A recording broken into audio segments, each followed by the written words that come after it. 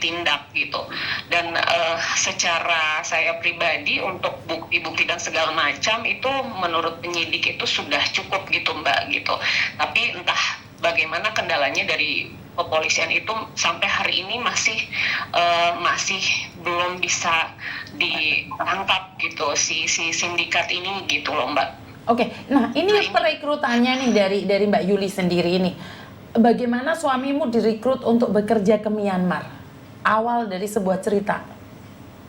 Oke, kalau saya itu kebetulan kakak saya Mbak. Kakak saya jadi bukan suami, kakak saya yang terjebak ada di sana dan kakak saya ini diberangkatkan oleh salah satu LPK berbasis bahasa Korea. Oh.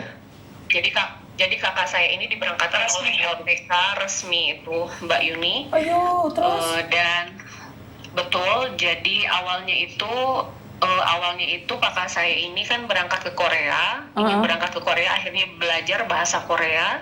Setelah ini pihak yang punya sekolah LPK ini menyampaikan ke kakak saya pada saat itu bahwa kakak saya ditempatkan dulu di Thailand. Begitu, kakak saya ditempatkan dulu di Thailand karena di Korea pada saat itu 2019-2020 kan COVID.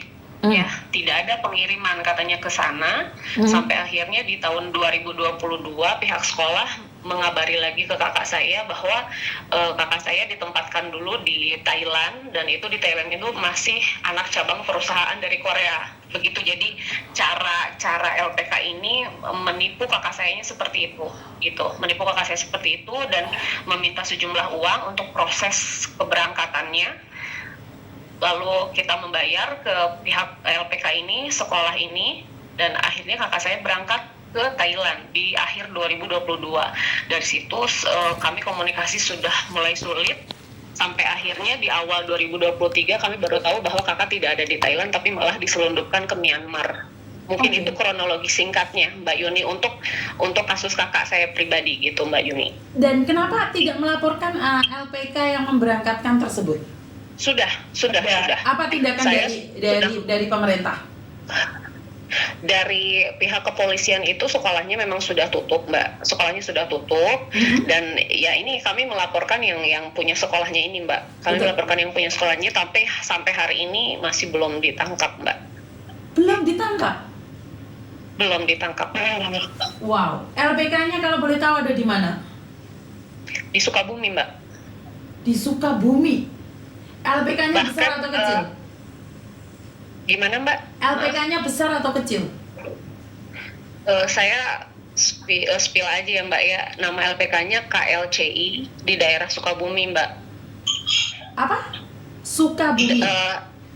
Sukabumi di daerah Cisaat. Dan itu katanya LPK ini memang bermasalah, memberangkatkan juga ke Korea juga, tapi entah kenapa mungkin ya ini salah satu sindikat juga mungkin Mbak si LPK ini. Jadi memang proses untuk keberangkatan kakak saya seperti itu gitu Mbak.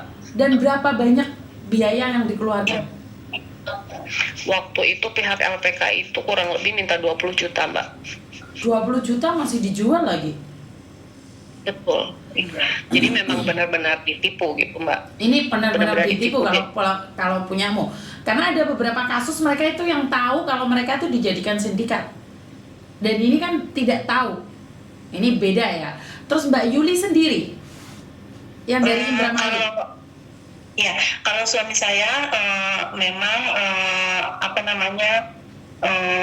berangkat itu melalui media sosial, melalui Facebook, jelasnya iklan dari Facebook itu Mbak Yuni. Nah, suami saya itu melamar kerja memang ke negara Thailand. Dia itu nggak tahu kalau dia akan kerja menjadi scammer di Myanmar gitu. Nah, di Thailand itu dia dijanjikan untuk bekerja di garment. Oke, terus? Ya, di bagian tekstil dia menjadi admin gitu dan berangkat juga sendiri, tapi juga dijanjikan akan diganti biaya pemberangkatannya gitu. Nah, misalnya bakalan dibikin permit kerja gitu, visa kerja, tapi ternyata setelah udah sampai Thailand itu ya akhirnya diselundupkan juga ke Myanmar. Oke, jadi kalian bukan di Thailand tapi di Myanmar? Iya, semuanya. Mbak, demikian. Kalau untuk Ibu Yulia sendiri berapa banyak biaya yang dikeluarkan? Mungkin kurang lebih itu sekitar 20 sih Mbak. Itu yang saya dapetin bukti-bukti transfer ke pihak sekolah waktu itu, karena memang sudah saya kirimkan sebagai barang bukti ke pihak kepolisian. Kebetulan laporan saya ini ada di Polda Jabar karena saya dari Bandung. Kami sudah sampai, dan surat panggilan untuk yang punya sekolah ini memang sudah 3 kali dipanggil, dan pihak kepolisian dari Polda Jabar sudah menyambangi kediamannya bahkan, tapi memang orang ini nggak bisa ditemukan gitu, hanya ada keluarganya saja gitu, hanya ada keluarganya saja. Tapi saya nggak ngerti juga, nggak paham kenapa begitu sulit Untuk orang menangkap. ini ditangkap gitu. Iya. Oke. Orang ini ditangkap itu kenapa sulit gitu, dan tidak hanya kakak saya saja yang diberangkatkan oleh dia gitu. Setelah waktu itu memang waktu itu di tahun 2023, karena semua sebelum saya ketemu dengan istri-istri korban yang lain, di tahun 2023 itu saya sudah mulai hopeless ya Mbak Yuni, karena semua secara prosedural begitu saya sambangi, dari mulai BP3MI. Saya sudah ketemu dengan Bapak Kepala Badan BP2MI waktu itu, Bapak Beni Ramdhani. Semua sudah saya sambangi untuk memecahkan masalah ini gitu, dan untuk menindaklanjuti si sekolah ini gitu, karena yang dikhawatirkan kalau si pemilik sekolah ini belum tertangkap, dia bisa buka sekolah di mana saja dan bisa memakan banyak korban lain gitu selain kakak saya, dengan alasan LPK-nya itu gitu loh Mbak, dengan alasan LPK-nya itu. Nah ini gitu yang memang waktu itu saya sampaikan, kemanapun saya pergi itu yang saya sampaikan gitu Mbak. Jadi jangan sampai banyak makan korban lagi gitu. Berarti itu harus ada ketegasan berarti dari pemerintah kita sendiri untuk penangkapan si sindikat ini kan gitu. Betul. Nah, ya, dan ya memang sampai saat ini kasus kami belum ada kejelasan gitu. Oke. Kasus saya pribadi belum ada kejelasan, semua juga belum ada kejelasan, dan kita bingung. Dan waktu itu saya sempat, karena akhirnya saya berpikiran no viral no justice akhirnya gitu ya. Saya akhirnya walaupun sangat berbahaya gitu untuk memblow up kasus ini, tapi kita bingung gitu Mbak Yuni, kita bingung karena kalau tidak jadi perhatian gitu, kasus kita sulit gitu selesai gitu. Bahkan waktu saya menghubungi akhirnya sempat waktu itu saya dihubungi oleh beberapa media mengenai kasus ini, sampai akhirnya banyak juga ternyata korban-korban yang speak up dari LPK ini gitu Mbak. Gitu, dari LPK ini banyak juga korban yang speak up. Ada yang adiknya, ada yang suaminya juga gitu, yang diberangkatkan oleh si sekolah ini gitu. Ternyata banyak, tapi mereka tidak berani untuk berbicara gitu Mbak. Jadi berkali-kali kenapa saya mengajak keluarga korban di sini, yang akhirnya alhamdulillah bisa berkumpul. Saya kembali mengajak ke keluarga korban yang lain, ayo kita berani ngomong gitu, bahwa kita ini adalah korban, kita ini harus bicara, keluarga kita harus diselamatkan gitu, bahwa keluarga kita adalah korban gitu, keluarga kita bukan bagian dari mafia sindikat ini gitu. Dan ini ya naik turunnya ya Mbak Yuni ya, selama 2 tahun terakhir kita terombang-ambing, tidak punya kepastian, suami kita, keluarga kita, terus anak-anak juga di sini gitu kan Mbak ya. Dan itu ya luar biasa sih Mbak. Ya, akhirnya kita menguatkan satu sama lain lah. Saya buat grup WhatsApp dengan istri-istri korban yang lain, yang isinya kita saling menguatkan satu sama lain. Kita bisa ngelewatin ini, dan keluarga kita, suami-suami kita pasti pulang gitu Mbak. Gimana caranya kita memulangkan suami kita? Kita nggak punya uang untuk nebus keluarga kita untuk pulang gitu, sedangkan kita pun di sini harus berjuang hidup, membiayai anak-anak kita di sini, membiayai kehidupan kita di sini, membiayai advokasi kita. Berangkat untuk ke Jakarta itu bukan satu hal yang mudah ya Mbak untuk kita gitu loh, untuk melakukan advokasi ini gitu. Jadi ya kita saling menguatkan satu sama lain.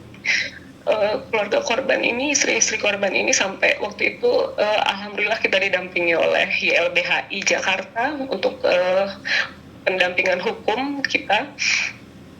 Kita waktu itu buat konferensi pers Mbak gitu, bagaimana kita menuntut pemerintah untuk segera menyelesaikan kasus ini gitu Mbak.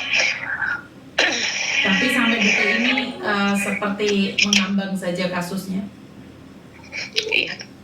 Iya Mbak.